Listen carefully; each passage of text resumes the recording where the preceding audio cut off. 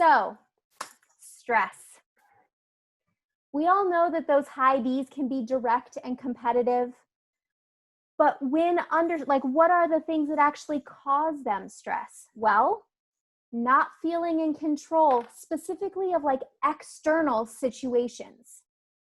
Feeling like they can't take action or they're helpless to take action. And it's really stressful for them when they are not being communicated with.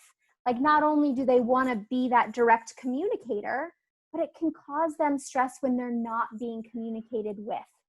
So how does this show up?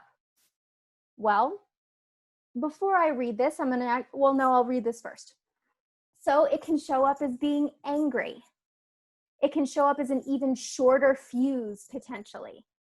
They might exaggerate some of their characteristics or some of the things that they're describing even more. So those direct communicators, they're becoming even more direct, right? They can tend to focus on themselves and not listen very well. Now, I'm not a high D, but I have my high D counterpart on here, Sherry.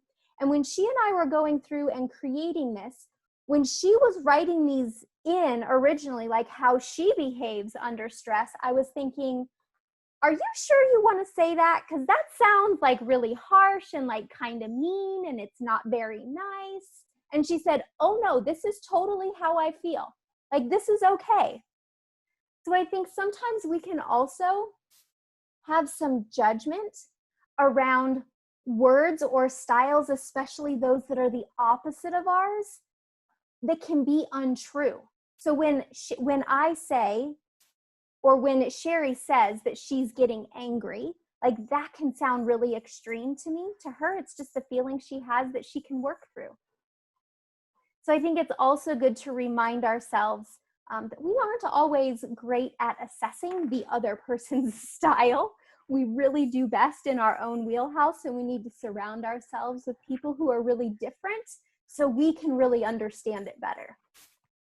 So if that's how they behave and how it can show up, how can we relieve that stress? And so part of these tips that you'll see are not only things that high Ds could do for themselves to relieve their stress, but what can those of us that work with, live with, are friends with high D style people, what can we do that might help relieve some stress for them? Well, they probably could use some exercise. And in this sense, I'm not talking about yoga. I'm not talking about meditation. High Ds need to get the sweat out. They need to go actively do something vigorous. Also, what can we do to praise them for actions that they are taking, for those direct comments they are making? Make sure that it stays authentic, because nobody wants to have smoke blown. Ask them lots of questions. Sometimes we can feel if we give direction, maybe that'll help. They don't actually want to have direction given to them. They want to be asked lots of questions to prompt them to their own action. And let's give them something to lead.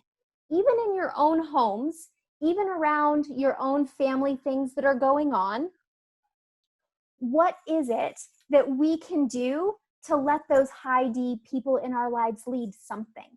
Is it leading what's going on for dinner, what we're going to get from the grocery store, what's the agenda for the day? There's got to be something that they can lead.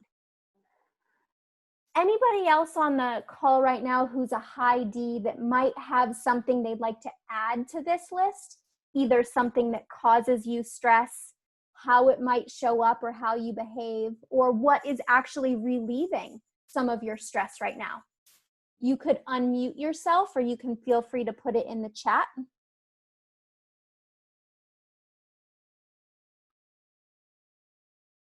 I didn't look at everyone's report, so I'm not sure how many high Ds we have on the call.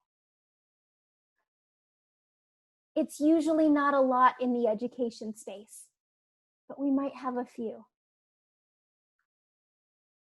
Thank you, Kim. I like that. So one of the things that Kim just said is, as a high D, not knowing the plan itself can be stressful. So maybe that's something, again, sort of this acknowledgement. It's this not feeling in these external things are the plan, the schedule. things like that that you might not know that can cause a lot of stress. I appreciate that.